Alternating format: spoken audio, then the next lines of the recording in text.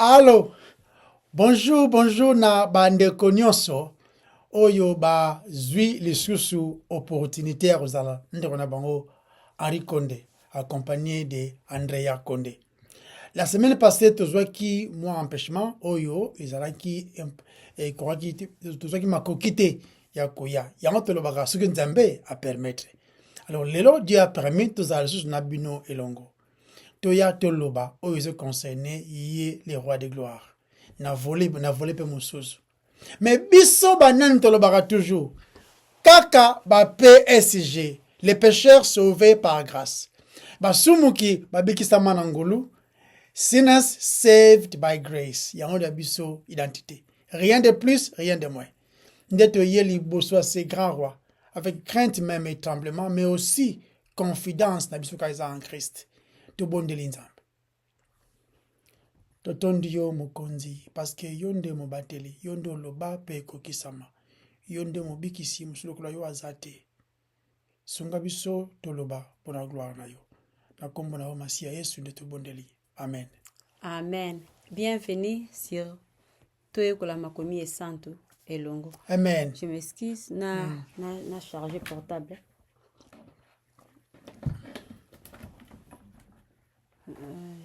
I hope it's chargé. Yes, ok. Lelo eza vendredi.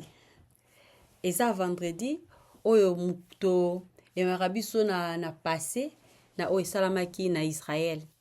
Et mokola lelo na vendredi alelo Yesu azalaki crucifié et azalaki pe bakundaki ye. Et tobenga yango na anglais lelo eza Good Friday. Ils permettre que tous se rappeler na oyo salamaki na Jérusalem plus de 2000 ans passés. Good Friday na eza na français, peut-être en anglais eza un bon vendredi. Parce que ki mokolo oyo Yesu akufaki pe bakundaki ye pour nos péchés. Donc le salaire du péché c'est la mort. C'est la mort. Et il a payé il a payé les salaires pour na masumu na biso. Donc azalaki mbeka ya motuya vraiment. Gloire à Dieu pour ce que Christ a fait plus de 2000 ans passés. Donc ceux qui mobali aza sérieux, puis aza responsable et aza koluka mwasi moko oyo ya malamu, mwasi moko aza responsable akozala fidèle, akoloba ke soki azwi mwasi yango et akutani na mwasi yango akoloba ke mwasi oyo aza vraiment digne pour passer temps na aza digne vraiment na futa mbongo pona bala ye. Donc moi son aza na qualité wana do asepelisi ya bi vraiment soki na ki ko balo lisusu na ko balo za vraiment digne. Mais quand Jésus-Christ est allé à la croix pour nous, tozala kite digne ke akufa pona biso. Non. Kokanisa te ke Nzambe amonaki ke oza malamu ou bien okozala malamu na futur et a décidé ke ozala ki digne ki akufa pona yo. Wana eza kaka orgueil pe eza ignorance. Eza na eloko moko te en toi, eza na eloko moko te en moi qui l'a convaincu de porter et qui l'a convaincu de porter le clou, les épines et la colère de Dieu. Et le comment côté en nous, toza dignité akufa na ekulusu.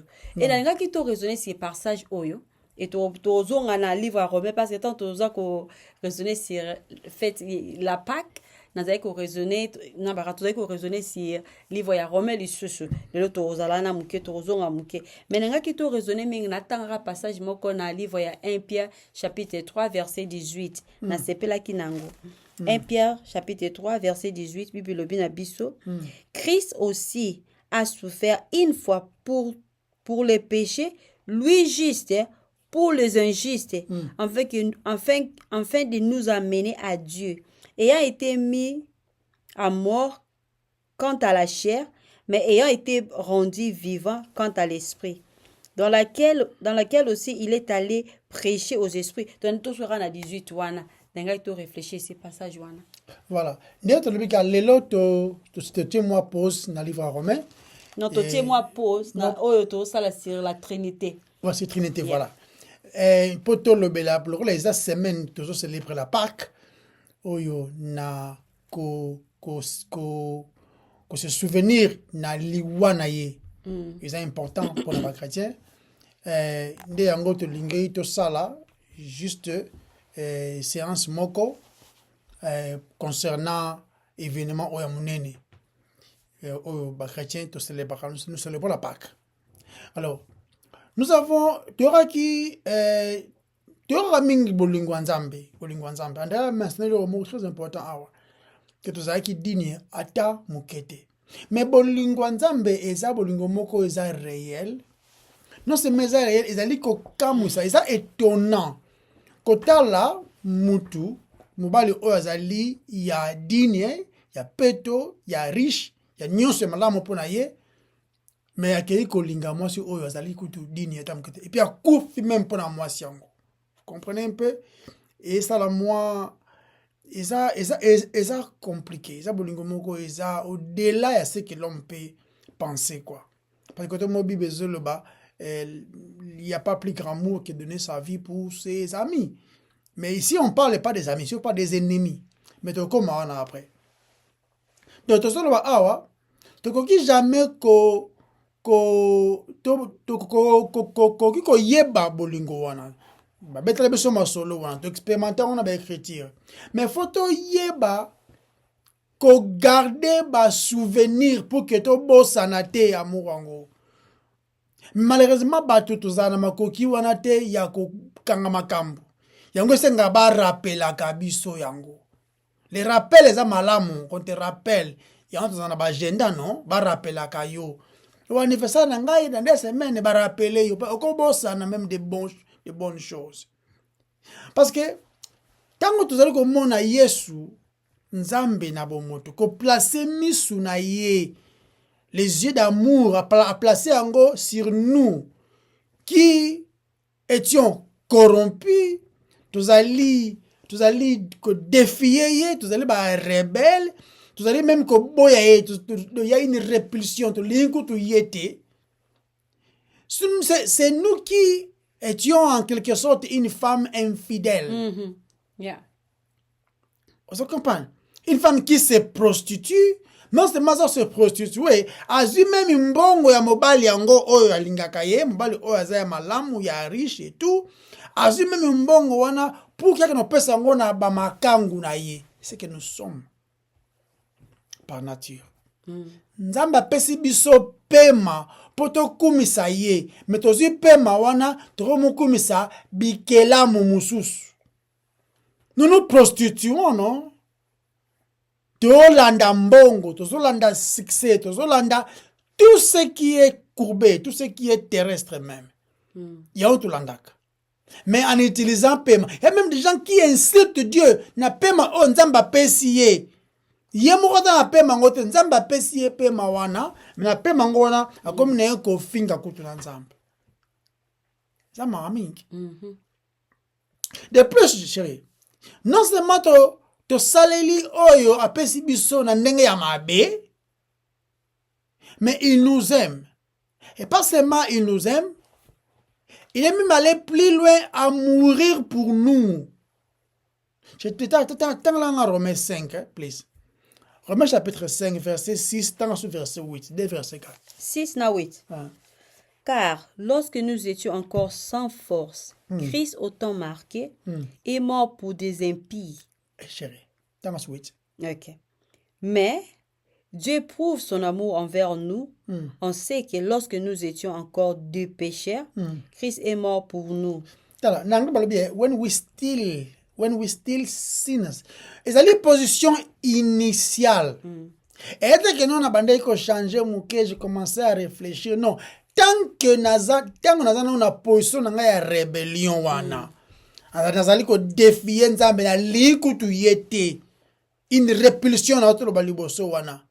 Christ est mort pour les impies. Donc ngai nde impi yango, André nde impi yango, yonde otalanga yope impi yango. Pendant que tu ne connaissais même pas, tu ne réfléchissais même pas, tu n'avais même pas envie de yeba nzambe. Il est mort pour toi. Il est mort pour toi.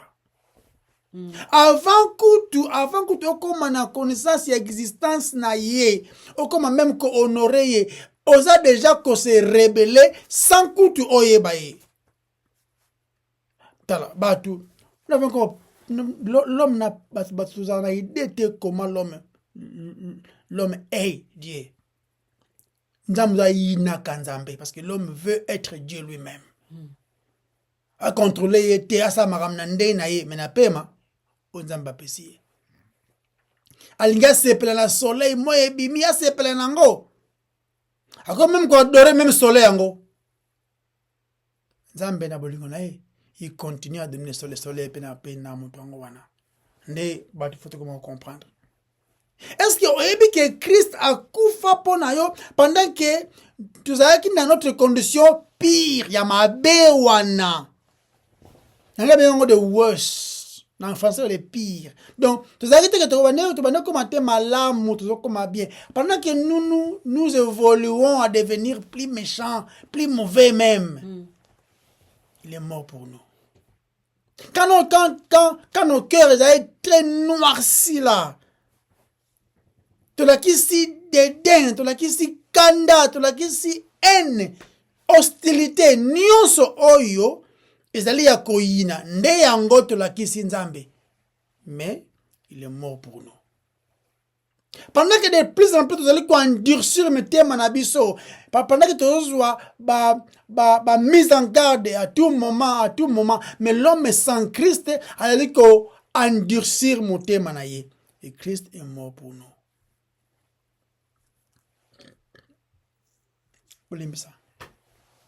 Na vendredi vendredi saint tu allez ko interpeller biso to loba to et ko interpeller biso bo stopper nanu parce que on nous osala wana zela nanu netika ba chemwa ba bendi frein main télémanan on se souvenir justement comment osa pécheur. Papa, tu as tout ce qui moutoyé bi mauvaise nouvelle était, chérie. À quoi apprécier la bonne nouvelle? À quoi apprécier rango jamais. De fois moutou aïe, avant de yembaka, abikisa ngai, osa mokonzi, pour abikis nangai, iluka oye baka abikisa ona nini, pourquoi, comment, quand. Luka oye baka nanu etana yo. Tango yebi lisum, oyebi que tu es pécheur. Donc, le but est que osala qui pécheur moi moukete, osala qui rebelle. C'est que nous sommes par nature. Par nature. Donc, toza créature moko noir, donc yambindo, mutema mutu ama be. C'est ça l'homme. Et ça résultat ya lisum. Mais aussi, et sur l'occasion, tant qu'on commet en Christ, on se souvenir de l'amour que Christ a montré pour toi. On se souvenir nango. Au moins que non, on a pensé à 200 millions d'euros, fana qu'il y a des boloko, et puis on a mérité yango, j'ai mal géré ce que j'avais, parce que j'ai géré la géré ma bé. Nazo mérité lui car le salaire du pays c'est la mort. Je mérite ça. Yeba nan yango zata ke ofot nanga ite apeja ki ngai ba jaloux te. Yondo zanon mabe. Mais aussi on se souvenir que mutu moko fotre ko nyongo wana na totalité. Pendant que ne mérite pas. Cet amour-là, grandiose, et ça rapport comprendre ngo tango o comprendre que mansou no limbisami. Na Bible les gens pas mo yesu azolo bela pharisien moko boye, apesi c'est mutu oba limbisi ebele na oba limbisi muke. Na ngo ko linge ebele. Pharisien zongi si a oba limbisi ebele a bien voilà. Oyo ba limbisi mansou na ebele, alinga ebele. Quand tu comprends que tu es vraiment pécheur et que tu étais dans la condamnation d'une manière méritée et que les lots longo na condamnation parce que ta condamnation a été engloutie par l'amour de ton Seigneur. Ndebongo kolinga ye mingi. Mais ce qui nzambango ya yo olinga ye kapo apesa o catch, apesa o libala, amema na poto, apesa o mukanda. Olinga d'une manière superficielle. Ya nzambango abandaka tango yo sukite. Pala epa imayele nanga esu kaka ya yonde bandi dondire nzambango azana mayele na yo suka nanu. Après, et ça, c'est dangereux. Donc, vous allez interpeller des choses. Combien nous sommes pécheurs, combien nous méritons la mort, et la même vendredi, nous voyons la croix, nous voyons aussi l'amour de Dieu exprimé d'une manière élevée. Les saints à Koufa pour Nabasumoki. Nous avons dans le livre 1 Pierre 2, 1 Pierre 3, verset 18. Ndeyango rappelle au toujours au sala. Continuons à chercher. Parce qu'on attend à l'issue sur Romains chapitre 5, verset 6. Bible le dit, car lorsque nous étions encore sans force, Christ, au temps marqué, est mort pour des impies. Donc, tant que Yesu akendaki na ekulusu pour na biso, biso tozalaki faible. Nalobi te un peu fatigué ou imparfait, malgré tout ça ben imparfait.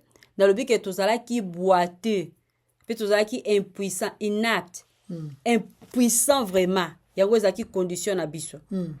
Mot pour faible, Paul a utilisé awa, eza même mot utilisé pour na eza infirme. Lokola histoire ya Pierre na Jean, tant bakendaki na temple. Et mutu moko azalaki boité de naissance. Et sengelaki ba memaka ye na porte ya temple tous les jours. Pour la asenga suffisamment pour la survivre un jour de plus. C'est le genre de faible kenga nazalaki pe yo zalaki quand Jésus nous a trouvés. Invalide, inapte, inutile même. Yeah. Tozalaki tellement faible, boité, quand Jésus-Christ nous a trouvés. Enfin, Yesu akufaki kaka pour les personnes, pour des personnes faibles. Autrement dit, pécheurs. Pour ba oyo baza faible. Ba o baza forte, ba o baza faible. Ezalaki te ke bato baza na santé ya malamu, ezalaka te ke bato baza na santé ya malamu de ba koluka ba docteur. Non, mais ceux qui sont malades. De balukaraba médecins, ceux qui sont malades. Donc Paul aza ko avertir ba oyo baza ko mimona makasi. Yesu même alobaki, je ne suis pas venu appeler les justes, mais le pécheur à la repentance. Amen. On a le livre ya Luc chapitre 31 verset 32. Ce qu'on a 1 Corinthiens, surtout tangi na 1 Corinthiens chapitre 1 verset 27 Bible dit, mais Dieu a choisi les choses folles du monde pour confondre les sages. Dieu a choisi les choses faibles du monde pour confondre les forts. Les fortes. Vous comprenez? Donc, Nzambi alingaka ba oyo alinga. Pour la alakisa bango à quel point toute notre sagesse est vraiment vanité. Et sa fragilité. Ce que l'obamara. Et sa faible.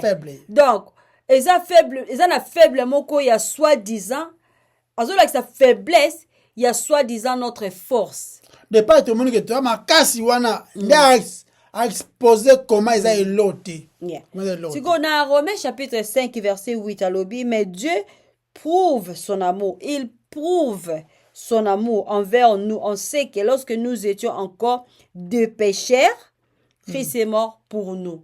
Cependant, tout cela qui est faible, nena lobi liboso, et sans défense, mais aussi profondément méchant.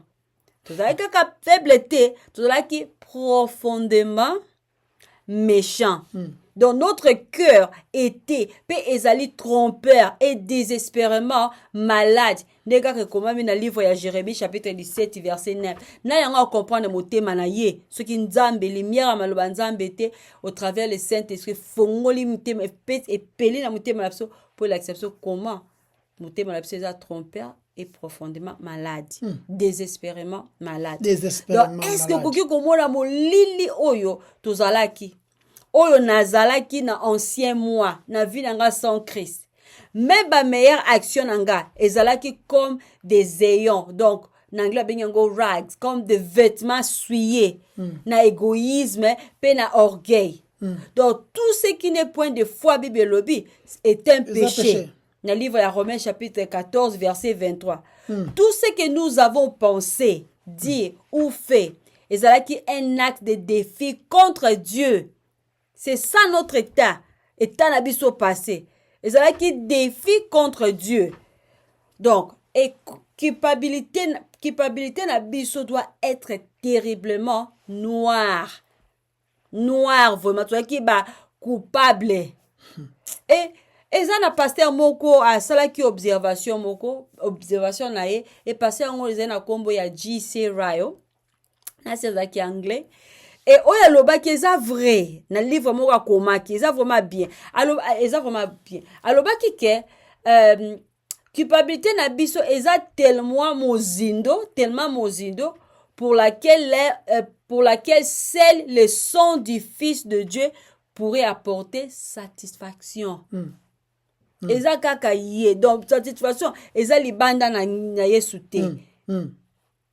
Donc quand Jésus est allé à la croix pour nous, nous ne valions pas la peine de mourir pour nous. Donc la valeur te. Yeah, nous valions pas de peine que akufa pour la biso. Non.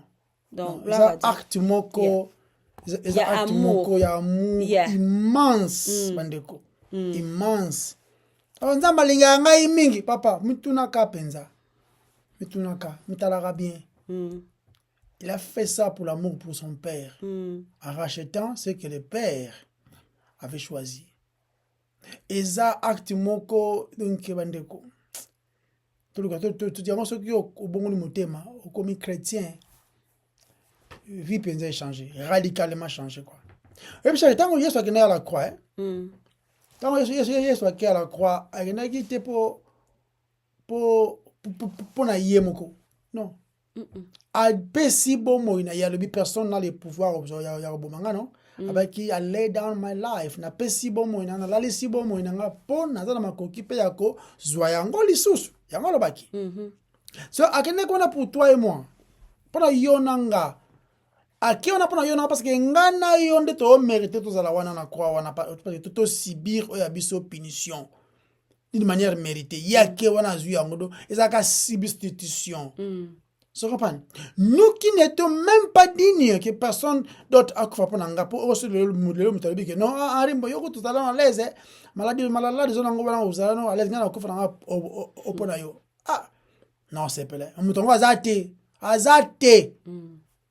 que no ana nzala te zalo kam zo pesa nzala na yo na kufa na ngao nzala ngamoko te na kufa nzala onga moko c'est pas ça na commettre crime era mutu te na mokilo yo ata o ya la mema na poto asembela onda mutu te azala makoki ko zo place na yo na ndenga punition ta ba ko sabino te.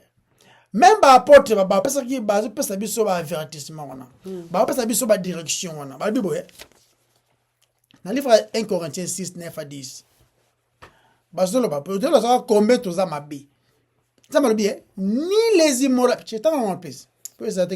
Combien 1 Corinthiens 6 verset 9 à 10. Deux versets là. Ne savez-vous pas que les injustes n'hériteront point les royaumes de Dieu? OK. Ne vous y trompez pas, ni les impudiques, ni les idolâtres, ni les adultères, ni les efféminés, ni les infâmes, ni les voleurs, ni les cupides, ni les ivrognes, ni les outrageux, ni les ravisseurs n'hériteront le royaume de Dieu.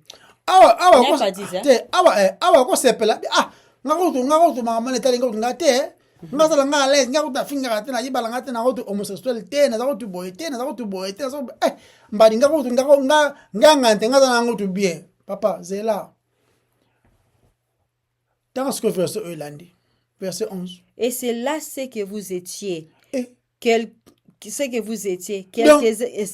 de vous donc biso zaki bongo de temps le mec on nganganité ngao tout ça va un peu je marie une seule femme je fais ceci je vais au travail j'ai mon argent je fais ceci moi nga vraiment c'est ça bien wana kuna balobeli ka ba immoral ba idolâtre ngao tout na et para auto na kutu na ke côté na ndako na ngai et qui aura mari ezate na ça adultère te mais on se lobby ndenge bozalaki quelques-uns de vous nasi. C'est-à-dire, yo omlongola ki wana ya te bendi yo zonga na noir. Yo pose na kata mlongo. Ozaki bongo d'une manière ou d'une autre. Jacques alobi osumuki na moko oza coupable de tout. On va pas cher. Non, c'est-à-dire que mabe oyo c'est pas en anglais, ugly za oyo za ya mbindo ya bosoto, la méchanceté oyo ya bosoto wana yango nde ezalaki qualification na biso. Tanto lobaka apesa yo sasa leongolu apesa yo oyo alinga ngai mokonzi mobikisi apesa nga on azo mérité te mitunaka ozo mérité zakani oyo méritaka wana. Si Dieu nous donne ce que nous méritions tozola mbata ya kosakana te po toza mbindo. Nous sommes ténèbres et vivants dans les ténèbres. C'est ce que l'homme est sans Christ. Ténèbres, je suis la lumière du monde, n'est-ce pas? Sans y a lumière et ateo, ana mulili, na bambongo, na ki parti politique, na beto la koma bona batu, bayembe la kayo, umela, uza mokonzi, vanana yo, na ngwende, salaboye. O mulili sans Christ. C'est lui la lumière du monde, et celui qui marche avec lui ne demeurera jamais dans les ténèbres, non? Je sais pas vous. Donc, nous, c'est nous qui étions qualifiés dans le lenge ambindo wana. C'est un grand péché. 1 Timothée 1, verset 15. Ok. C'est une parole certaine et entièrement digne d'être reçue. Que Jésus-Christ est venu dans le monde pour sauver les pécheurs. Dont je suis le premier. Paul na c'est ça master mo na qui na liste ngo Paul azoya ki mo avance ale bien il est chef mo premier ngana deuxième quoi. Na deuxième. Mais liste so lingo son troisième yom to yeba. So limpe o ngana na deuxième comme ça quatrième. Yo ka ngana ebi na deuxième. Après Paul Henri Konde mo za wana. Mais yoko tono liste wana. Donc liste wana ya ba pécheur wana. Nde ango Yesu ayeko bikisa batu. Quand on dit péché, et ça le plaisir, te mo pa na ça musumu ke ombindo. Donc ça la question ugliness ya lisumu. Yandika ba pakoli yo poto ya solo. Ndenge tozalaka batu. Et puis notre seule réjouissance posa na molili. Bima na mwinda te. Ne pas yokomona mbindo na yo. Bibana mwinda. Et Christ ne mwinda. Non seulement ça mwinda, c'est lui aussi qui nous lave. Afin que tout la présenter au Père. Digne, accepté, clean, propre. Sans bavure, sans tache. Yegaro salango. Romains 5, 10. Car si lorsque nous étions ennemis, nous avons été réconciliés avec Dieu par la mort de son Fils, à plus forte raison, étant réconciliés, serons-nous sauvés par la vie. Quand vous êtes ennemi, vous avez image de Iran, Irak, Russie, na Ukraine, ou bien Congo, na Rwanda, par exemple. Ce qui fait d'essai, Wazalendo contre M23. Baba mastaté. Donc, c'est tuer ou être tué. C'est ça un peu ennemi. Maintenant, imaginez ce que ennemi na yo aza makasi. Ça on dirait bagarre États-Unis contre l'habité. Peut-être pays ni ndoko. Pays mort en Afrique. États-Unis contre Lesotho, par exemple. Ça te Congo, peut-être. Tu vas la remettre biso. Maintenant, ce que tu vas me tumbo là, ce que oh l'équipe biso makasi. D'abord, Nzambe yenda zo pouvoir biso nyonso toza lango besoin. Et maintenant, tu se rebeller contre yé, mais tu as défense. Vous vous rendez compte? Donc, niveau que écrasé, ils ont mystique. Donc, la seule chance de Roloba, tu échapper colère, wana, faut se ranger dans ngambu na ye. On peut se ranger dans ngambu na ye, ils ont la moko. Christ. Kuna pe, kuna pe bayara bulumbu, repentance, eliboso. De reconnaître ma bende ngozali. Chez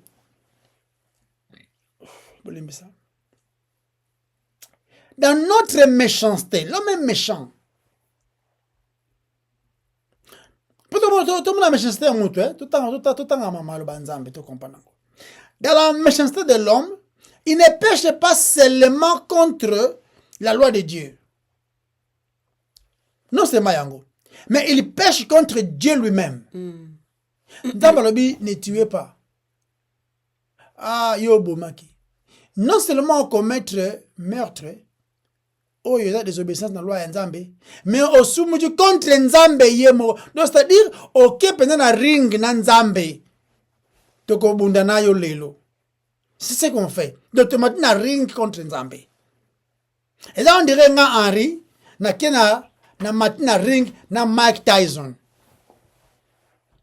Oh, aza champion ya boxe à Bundaka, asala kango, asala ngo ya carrière, donc aza, si on a bundana na tumboliye, apesi autre mot be na désobéir ngo, non seulement na désobéir ngo, na yesu na ring, na bundisa ye. C'est ça un peu. Image. Na ndenge mo amokela ngo. Donc, tout notre état, bon mot, ton abisso nyonso chéri, tout en nous, yamabe, nyonso. Rien de bon et manamutu.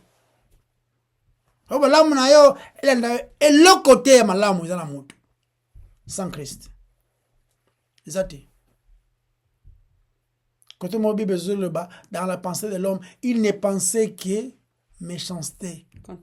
Continuellement. Voilà Genèse 6. Continuellement. Vous imaginez, continuellement mauvais. Donc, tant que tu bouki et comme personnel et pas ensemble. Of course, yeah.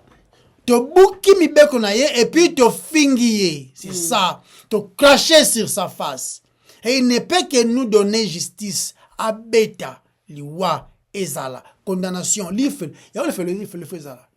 Et maintenant, na miséricorde na ye, kanda na ye kei na mona na ye. Afin que ngana yo, tobika. Neni opia merci te. Comment tu fais un tina s'il a compris ces choses? Donc, notre vie est acquis loin, très loin même, éloigné, séparé de Dieu. Pas d'une manière temporaire, constamment. Donc, tout ça au Kabonanzambe, bella.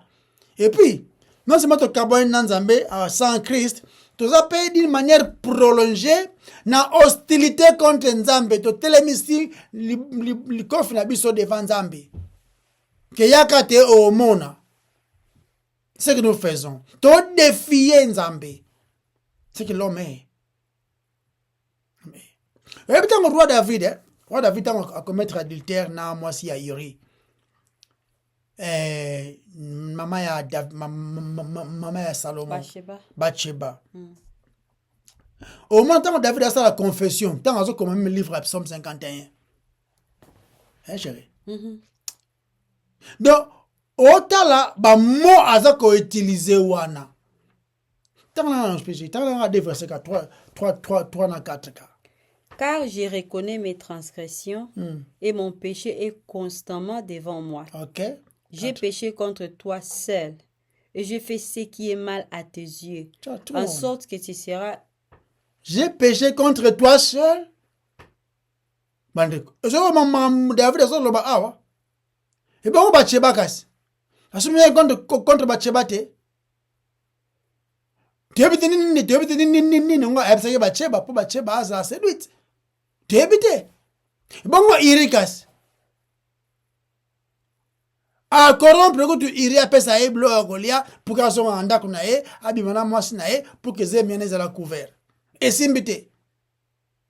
Ah, comme mukanda babu mairi bachena fro akufi. Donc il n'a pas péché contre Iri quoi. Il n'a pas péché contre les parents de Iri. N'est-ce pas Koko Bathsheba a se rebellé contre David, azaki moko yaba conseiller à David. Mais David a dit contre toi et toi seul que j'ai péché. David a dit on a ningali kolo do na bengo matcha seo. Alors on a primaire akina seo. abi soki na seo na condamné na première ko tuma watu soki na seo kuna na justifié na première awelote contre toi seul que j'ai péché. Ce que David dit ici. Donc à quelle offense na ye na limite. Abi soto ngo livre soto botanga ngo Psalm 51. 51, yeah. Abi n'enlève pas, ne me retire pas ton esprit. D'autant qu'on gonde ko. Yango ne ba qui peut créer en moi un cœur pur, wane. Parce que omoni ko sala e kobo. Et ma bé. Mais cela n'est rien de comparable na ndenge offensé nzambe ye moko. Pour yende alobaki ne commettez pas d'adultère. Yo soko défier yango sali yango donc sikoyo o déshonoré donc o attaqué directement. La punition est à 1000 fois, je sais pas combien de fois plus. Pire, je dirais. Dans un coup offensé nzambe ye moko. Donc quand un pécheur pardonné, tu l'auras à PSG. Ndessengo wango wana. Ezali eza mutoyo ezo kipe te rang social na yo. Que moi on me connaît dans ma famille quand je me présente dans mon quartier, dans mon soubassement na circoncision na ngai, tana bimikuna na bana tsangu, bana kotoyo, bana mwamba, bana boye, bana matadi, bana boma. Bacha muteme ya ngai ngaso na ke kuna na lobaka boye. Ezo justifié na elote. Na le bité to kabakate. Et justifié na rien. Stade mo bimba bakoya na matanga na yo bazolela, zalaki mutu malamu, bache même malbanzambe ono, alamusaki Dorcas. Lamukati. Et contacté sans Christ. Bola muka moko nzambe ndima o Christ. Atatulobi Lumumba. Azalaki héros national. Oh, héros national. Mais à hôtel ma devant Nzambe alobate que oh non mais tu vois dans les années 60, c'est moi qui étais à la table ronde, j'ai lu ce que les papiers et compté. Et compté. Nous osons vraiment croire que les gens comprennent ces choses. Dans le but est tout bon de la mbokate. Il a combattu pour son pays, mais ceux qui ont sans Christ, oignon soit salué à vanité. Tout côté les la injustice. Les chrétiens aussi faut tous les melaka o isa injustice. Mais faut tout y baquer. Les choses terrestres c'est koleka. Ya moni tango yeso zai ko prêcher mutu moka ye alobi ya okata likambo na ngai pa sende ko na ngai azui héritage moka boko pesanga. Yeso abisie na ya salinga juge. Nanya salinga juge. Donc makambo zaki terrestre yeso zai ko s'occuper nango te. Ayaki te apport a longola ba romain non. Wa yaki za o les choses les important makas o ezali salut des hommes, des salut des hommes. Parce que ko ilonga mesenanga oki ko pe a gagner bituba wana pe komi président ya Congo et tout mais ce kaza pa aza sans Christ mukolo wana amuna ke nyoso asala ki ya malamu wana ezali nango terrestre ki pona passager biloko ezana se awa. Nous mourons pour le Congo, nous mourons pour la femme. Si tu meurs pour le Congo, tu vas en enfer. Avandeli. Si tu meurs pour le Congo sans Christ, tu iras en enfer. Mais si tu perds ta vie pour Christ, même pour la cause du Congo, tu es sauvé. Tu es sauvé. Donc, tout ça là, c'est juste. Tout loba, tout silica, tout loba. Exactement, là, vous allez punir quand tu fais le bien. Bible bien. On va un Pierre. Et madame. Mais, on a dit, ah, les lois, ton rang social, oyoyo o achevé wana, ndeke justifié yote. Yango esenga siko ozalaka boto rappelaka batu ce que Christ a fait. Colossiens 1:21, je t'en mon kona avant que. OK, Colossiens chapitre 1 verset 21. Je le lis. et vous, qui étiez autrefois étrangers et Amen. ennemis par vos pensées et par vos mauvaises œuvres, il vous a maintenant réconciliés. Réconcilié. Donc, et ça on dirait, biso autres qui ba ennemi, hostilité, kanda, rage contre Nzambe, la personne de Christ. Mais Christ est venu, il est mort. Il est venu mourir pour nous. C'est comme si aïe directement na maboko babinemi na ye. Tout droit aïe panabino. Avec toutes sortes d'animosité, vous en envers ye. Aïe apporter votre malédiction, notre malédiction, azui yango siriye moko, et puis exposer yango à la croix de Golgotha. Il nous montre comment Dieu traite l'animosité, comment Dieu traite avec les pécheurs, comment Dieu traite les péchés à la kisibso yango na croix. Et puis, non seulement à la croix, Azar peut exposer notre méchanceté. C'est nous qui crions ce jour-là. Christifie-le. Allah Christifie mutema na biso ndeza ki mabe. Mais à la fin, il a fait de nous ses amis.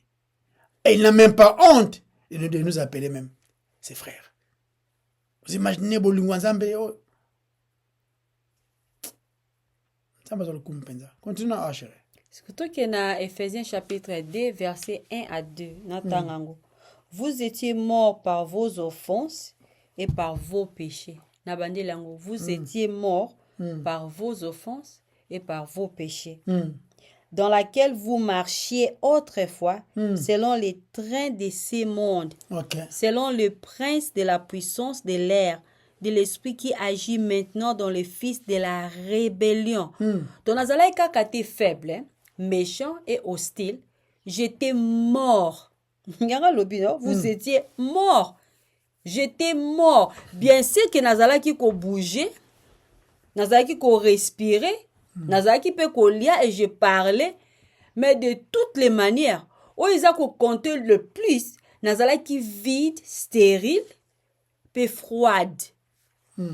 Malgré Nazala qui mo sika ya Nzambe, Yesu a sali choix de saigner et de mourir pour que ngana vivre nazwa la vie éternelle. Donc Christ a pris les choses terribles qui m'a tué. Et a soufflé sa propre vie et sa joie dans mon cœur immobile. Donc, et sengeli na yeba que Dieu m'a aimé avant même ezala na quoi que ce soit à aimer. Dieu m'a aimé. Dans Ephésiens 2 lobi que vous étiez morts par vos offenses et par vos péchés. Sikoyo, qui mourrait pour un homme mort? Ezara mutu oyo akufi pona yo. C'est vrai, c'est lui qui est mort pour moi, c'est Christ. Parce que qui mourrait pour son ennemi? Nani akufa pour son ennemi? Nani yango va osala yango? Chérie, vous s'appelle. Et la Congolais moko te na mokili o. Okondima akufa na place ya Kagame. Nandimite.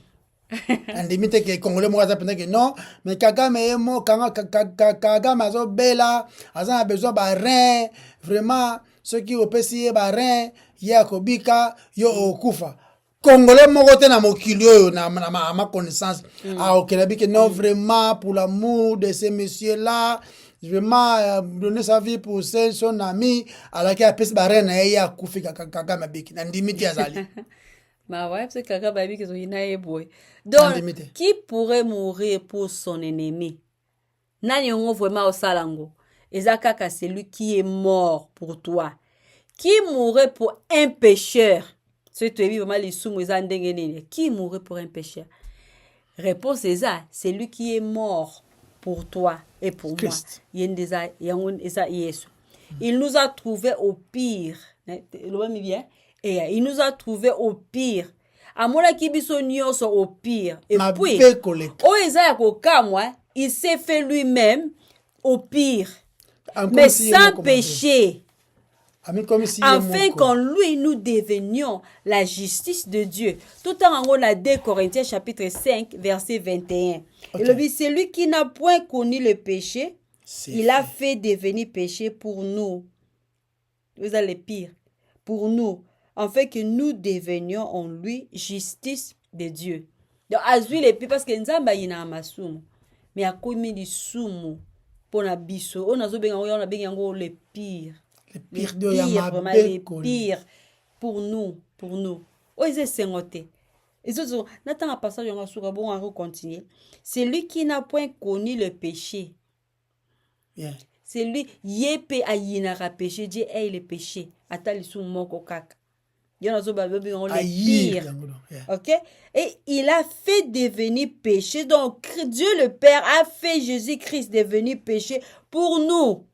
Afin que nous devenions en lui justice de Dieu. Amen. On est dans la 2 Corinthiens chapitre 5, verset 21.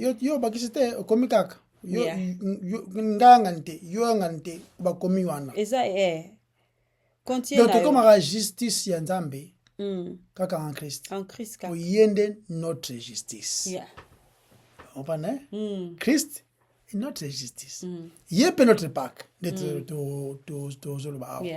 Donc, si on a nabakanyo soto la kisi awa ya mbindo na biso ya rebellion na biso, il y a un remède. Remède des alliés. Donc, raison des alliés ko zanga profondeur mozindo tozo loba kozanga kondima kozanga même na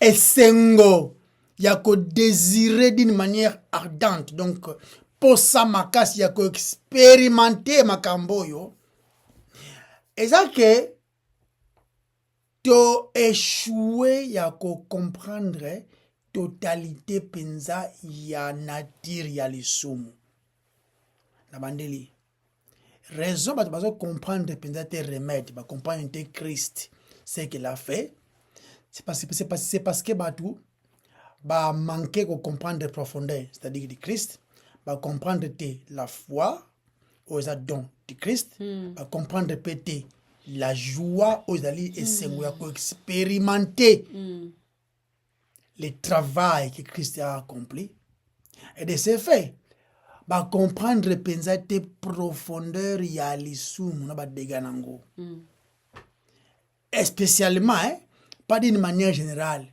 mais d'une manière personnelle. Il y a un autre bateau oh non moi je ne fais que trébucher. Nzamba avec ça raté ba trébucher avec ça ka basumu. Sozo ngo na trébucher kaka. Donc minimiser trébucher mission loi de César mieux que les péchés. Et ça même chose. Mais définition sous. Yeah. Non comprendre tes dangers à l'isum. Bis to bi l'isum, to bi danger à l'isum. Ya on to célébrer à cause de la PSG. Au célébrer j'ai une bonne nouvelle, si tu n'as jamais compris la mauvaise nouvelle. Andrea mentionne le livre Mogo Awa ya Jesse Royal aza la livre ngwa. Yeah. Asa comment livre Mogo comme nango holiness, la sainteté en français. Na livre wana ezana chapitre moko d'ailleurs na commencement à livre ngwa azo bandana koloba azana ko mentionner faiblesse ya moto. Andrea le bengo awa ozana ti boité et tout. Azo mentionner la méchanceté. Ah comme sikoyo volontaire. Et que ono bakanga kingai na maluma méchanceté ezakate oh maluma kanda te méchanceté ya moto hostilité l'homme fuit Dieu moto boya nzambe l'homme naturel akimaka nzambe ya ndire muyibi akima jijo ya za solo atana basala ki on va prouver ki même exemple ya moto akima nzambe yeah. So moni muyibi comme master juge, c'est que juge wana za muyibi. Et juge wana muyibi. So pas.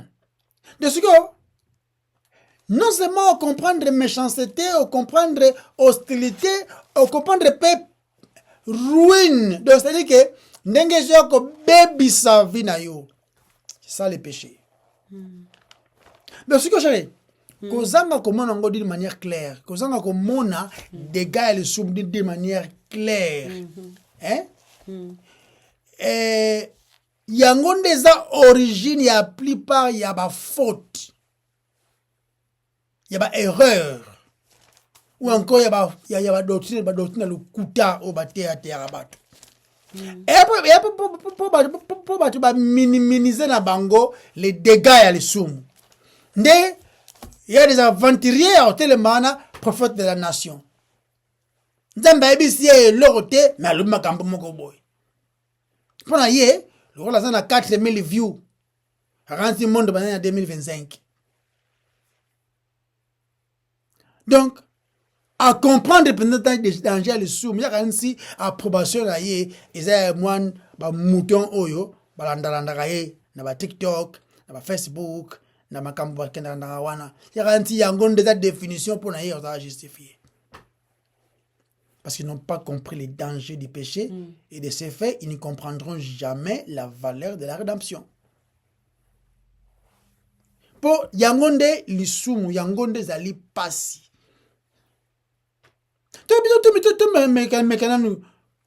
Ko deviner nanu grandeur ya punition. Mutumalo baki la vie est courte. Il faut qu'on vive vraiment la totalité de la vie est courte. Bah, c'est réponse. Bah, c'est l'enfer est éternel. Il faut qu'on évite un go. Comme ça, la vie est courte. Il faut la vivre. La vie est courte. Il faut la vivre. L'enfer est éternel, mes chers amis. L'enfer est éternel. Il faut l'éviter. Et la seule façon qu'on évite un go, c'est Christ.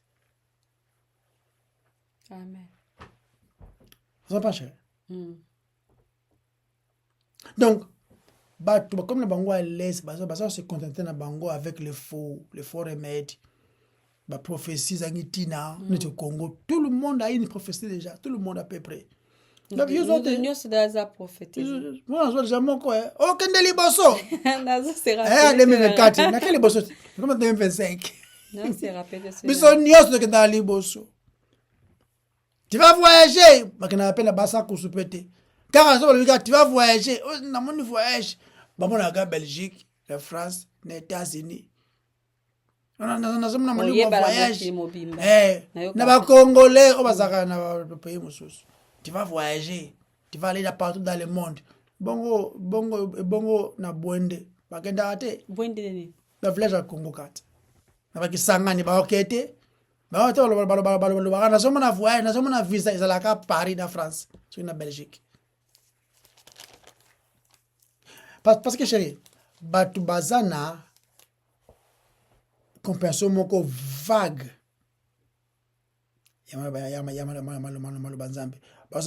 Par rapport à Congo, par exemple. Où les gens bazali attirés na faux Dieu, faux doctrine, faux évangile prêché. Parce qu'ils n'ont pas compris. Ils n'ont pas compris pourquoi Christ est venu mourir. Ils ont toujours rappelé Batu pourquoi il est venu mourir. Non seulement qu'on rappelait Batu, et puis nous avons en considération. Non pas cher.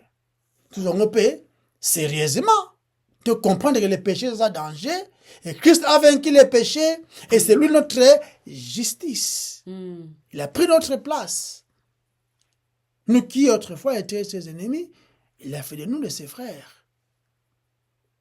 Vous comprenez? Donc,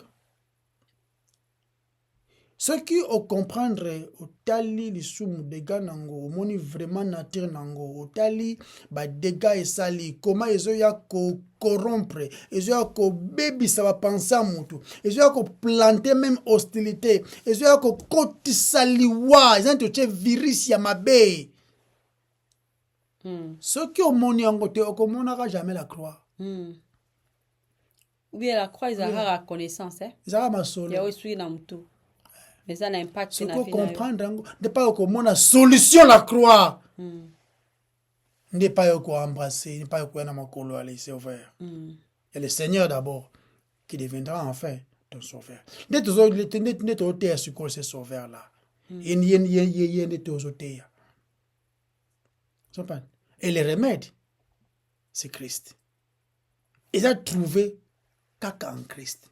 Non seulement trouvé en Christ, mais il y a des Christ des remèdes. Aza remède n'a pas besoin ya moto. Na sens ça bon. Ouais.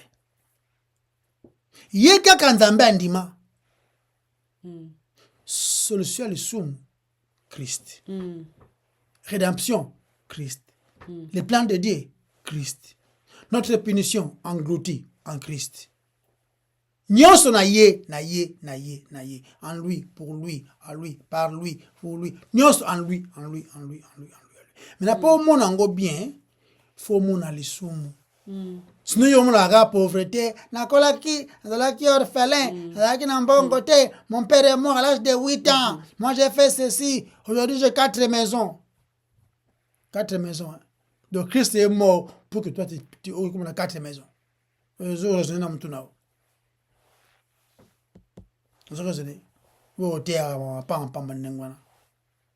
Christ est mort pour nous sauver de la malédiction, de la condamnation juste que nous méritions, et il nous donne la vie éternelle que nous ne méritions pas. De échapper à la colère de Dieu. De rappel au salat à tout moment. Et les remèdes, il y a un remède qui est révélé par les besoins de l'homme. Ces besoins de l'homme, remède de l'ango, ils allaient étaler d'une manière large, d'une manière profonde. Ils allaient étaler clairement en Christ. Et à sécréter. Donc, tout ça a besoin de yakotalaka les soum kubanga. Au contraire. Vous dites ça. Tant autant les soum, autant mon thème non, moi c'est mon besoin qui n'est qu'à normal, moi c'est un assume l'art comme fallait qu'il gagne. Thème kanda. C'est ça l'homme. Des fois skima. Égoïsme. Okima L'homme égoïste. kolose senga mawanzambe a délivrer parce que et bon ta to benga na ki kongo nzinunu za eza au-delà de jalousie ezali envie ya mabewana c'est ça l'homme. Et ça vient ce que nourrir yango ti omona obomi mutu pozo mwasi na ye pozo ndaku na ye pozo mutuka na ye pozo musala na ye soi disant chez les poisons au souhaitez-les à Koufa pour que yo sepela. C'est ça, non? C'est l'homme. Pour sepela, pas mouler mouninga, c'est difficile, c'est impossible même dans l'homme. Na yemoko. Vous comprenez?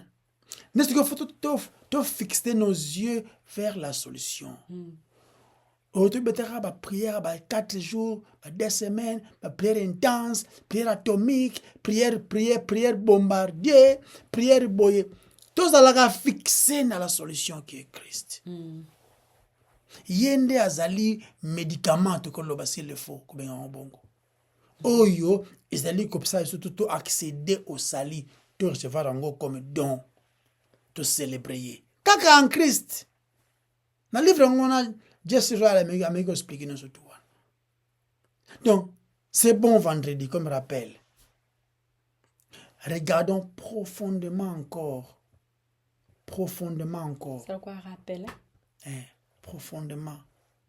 Horrible, affreux conséquences à l'issue. Ne pas comment on célébrer yo qu'on va sauver et puis on a compassion on va sauver.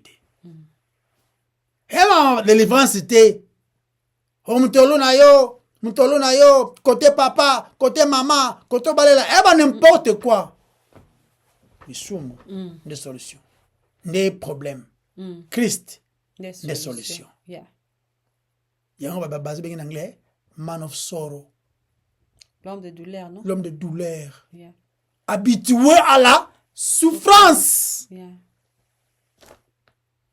l'homme de douleur de te dire panaï les seuls les crucifiés les ressuscités Jésus-Christ de Nazareth ndeye dior le bela poko lelo kanzamba zolokum bonne fête de Pâques tout le monde nimba la sima si Dieu le permet to bonne nzamba to tondi yo mokonzi parce que musulo ko la wazate merci pour l'œuvre accomplie à la croix de Golgotha pour nous sauver. Nous qui autrefois étaient condamnés, et maintenant nous sommes justifiés. Nyonso kaka en Christ. Te péchons merci par la nyonso salaki. Ndena kombono papa, masia yesu te bondeli. Amen. Amen. Bye bye. Bye bye, bye bye, bye bye.